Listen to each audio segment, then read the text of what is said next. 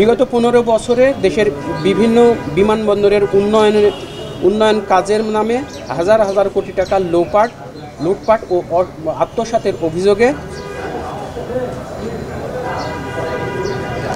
আগামীকাল 8 মে ব্যক্তিগত শুনানির জন্য সাবেক প্রধানমন্ত্রী শেখ হাসিনা, সাবেক বেসামরিক বিমান চলাচল ও পর্যটন প্রতিমন্ত্রী মাহবুব আলী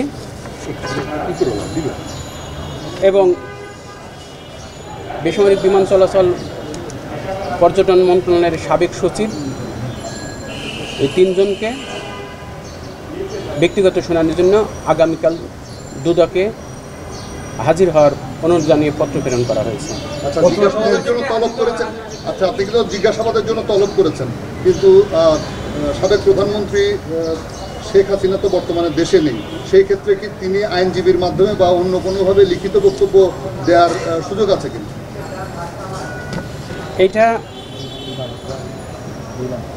বাংলাদেশ দুর্নীতি দমন কমিশন আইন 2004 এবং দুর্নীতি দমন কমিশন বিধিমালা 7-এর অনুকূলে অনুসন্ধানকারী কর্মকর্তা যদি কালকে কেউ উপস্থিত না হন, সেক্ষেত্রে আইন এবং বিধি অনুযায়ী ব্যবস্থা নেবেন। মানে কি কারণটা একটু বলবেন, যে কি কারণটা একটু বিস্তারিত 3টা লাইন বলেন, কারণটা যে বিমানে দুর্নীতিটা কি? দেশের বিভিন্ন বিমানবন্দরের উন্নয়ন কাজের নামে হাজার হাজার কোটি টাকা লুটপাট এবং আত্মসাতের অভিযোগে দুর্নীতি দমন কমিশন একটি অনুসন্ধান কার্যক্রম পরিচালনা করছে। এরই অংশ হিসাবে আগামীকাল সাবেক প্রধানমন্ত্রী জনাব শেখ হাসিনা, বেসামরিক বিমান চলাচল ও পর্যটন মন্ত্রণালয়ের সাবেক প্রতিমন্ত্রী মাহবুব আলী এবং সাবেক সচিব মোকাম্মেল হোসেনকে ব্যক্তিগত শুনানির জন্য আগামীকাল তলব করা হয়েছে। প্রশ্নটা করতে চেয়েছিল আসলে, এটা আমার যেটা মনে হয়েছে, তাদেরকে আসলে কেন কালকে তলব করছেন? তাদেরকে কি আসলে আত্মপক্ষ সমর্থনের জন্য তলব করছেন, না কাল তাদেরকে অ্যারেস্ট করবেন? কি আপনাদের সুষ্ঠু অনুসন্ধানের স্বার্থে তাদের বক্তব্য শ্রবণ ও গ্রহণ করা প্রয়োজন মনে করে অনুসন্ধানকারী টিম তাদের আগামীকাল হাজির হওয়ার জন্য পত্র প্রেরণ করেছেন। একেবারে 2টা কোশ্চেন। এক হচ্ছে, তারা তো এখন দেশে বাইরে আছে, প্রধানমন্ত্রী শেখ হাসিনা এখন আমরা জানি যে উনি দেশে বাইরে আছেন। 2 জন দেশে, তার চিঠিটা কোথায় দিয়েছেন, উনি কি চিঠিটা পেয়েছেন কিনা? এক। দ্বিতীয় কথা, যদি না আসেন তাহলে আসলে কী হবে? ওনার আসাটা কতটা জরুরি, না আসতে কতটা কী হবে?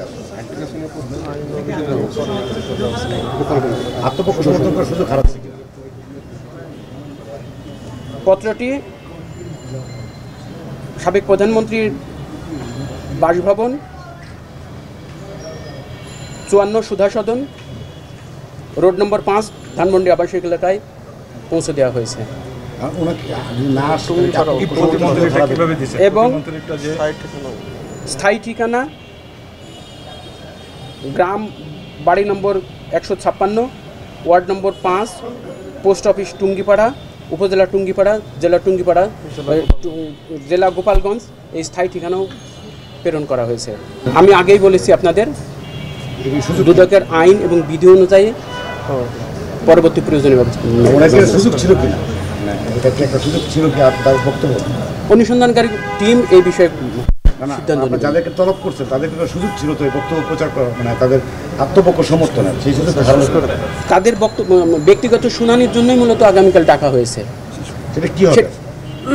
মানে সেখানে কি যদি আসেন তাহলে তাদের বক্তব্য শুনবেন, যদি উপস্থিত না হন তাহলে আইন এবং বিধি অনুযায়ী পরবর্তী প্রয়োজনীয় ব্যবস্থা নেবেন। ঠিক আছে।